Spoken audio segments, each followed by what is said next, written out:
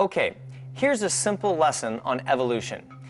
The theory of evolution basically teaches that every living creature, like you and me, evolved from a single cell billions of years ago.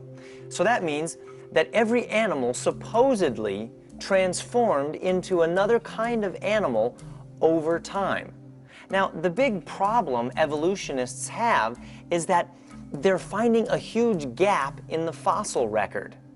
In other words, when archaeologists dig up the bones of these dead animals, they don't find these transitional forms that helped one animal transform into another animal.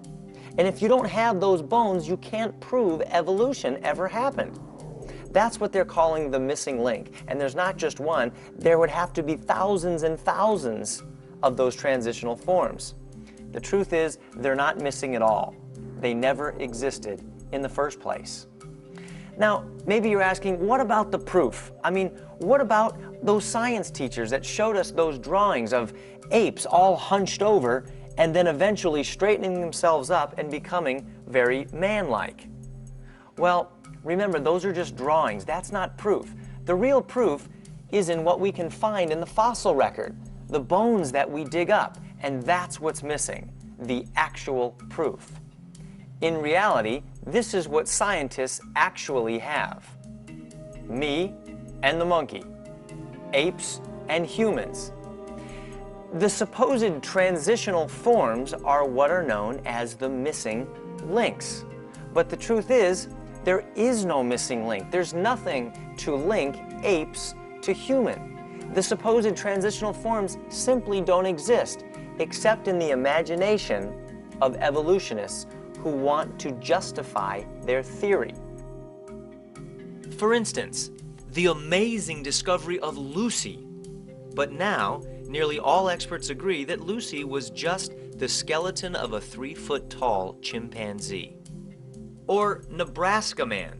They created an entire skeleton with arms, legs, feet, hands, even facial features, when all they really had was one tooth, which later was found to be the tooth of an extinct pig. Or Piltdown Man. The jawbone turned out to belong to a modern ape. And of course, Neanderthal Man, whose famous skeleton found in France over 50 years ago was that of an old man who suffered from arthritis. Hardly scientific proof.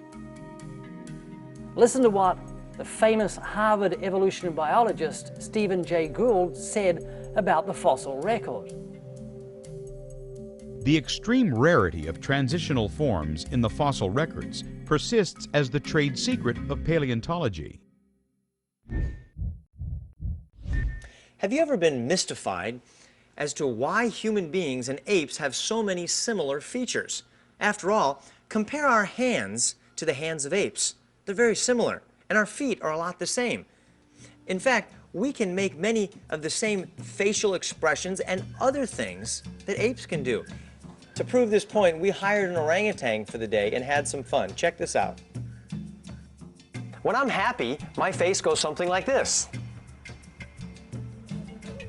When I'm embarrassed. If I don't agree. If I want to be nasty.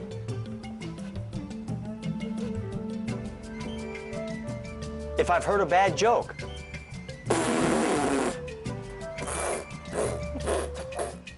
If I've heard enough.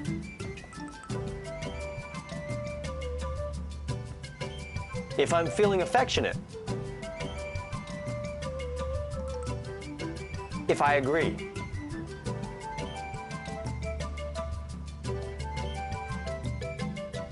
Does this prove that men evolved from apes? No, not at all. Think of it like this. Think of the biplane and the 747 jumbo jet. They're both very similar. After all, they both have wings, they both have landing gear, cockpits. Does that mean that the jet evolved from the little biplane? Not at all. It just means they have a common designer. The designer used a similar blueprint for each one. Same with us. God, the creator of the world and the universe, is our common designer. He simply used a similar blueprint when creating the hands and feet and facial expressions of men and apes.